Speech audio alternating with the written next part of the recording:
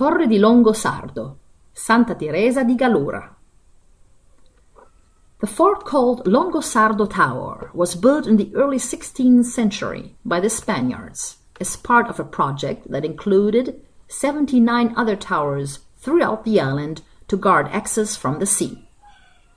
The tower was probably built around 1577 to form a first surveillance system to guard the Longosardo point against smuggling and barbaric invasions. Certainly, its construction was completed in 1599 because it was already in operation. It is defined by archival documents as being the armas, i.e., heavy defenses.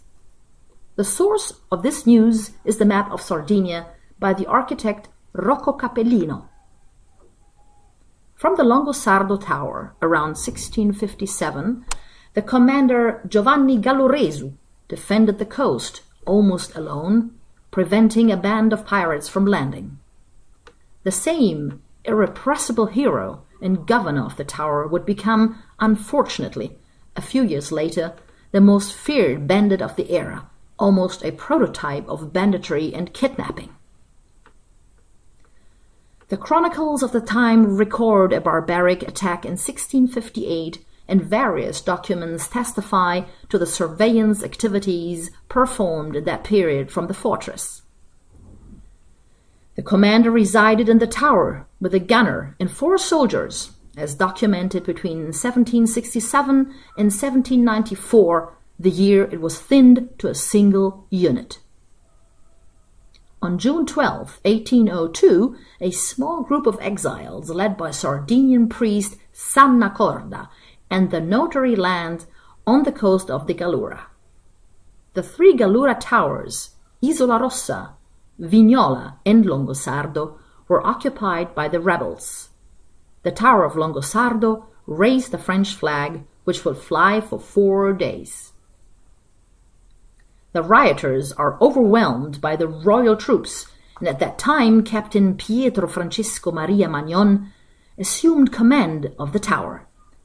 He assessed the importance of geographical location and the ability to create a perfectly self-sufficient country which gained the attention of the sovereign and senior officials of the kingdom.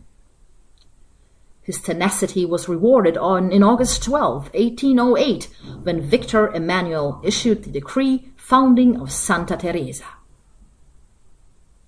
The royal administration of the towers was suppressed in 1842, and then the tower was dismantled. In 1912, a municipal resolution certifies the request of Anselmo Bucci, a painter from the Marches, to buy the Spanish tower to make it its habitual residence and his office.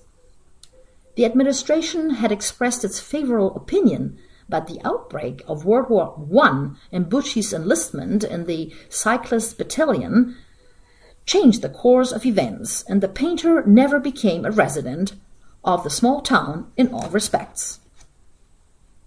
Over the years, in between the 2 great wars, the 2 sentry garrets collapsed.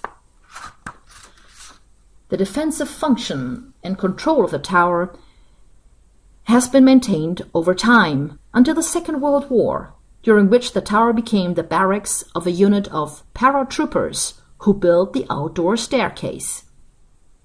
Today, as the crescent built in 1791 is no longer visible, and few traces remain of the ravelin and the ruins of the sturdy walls.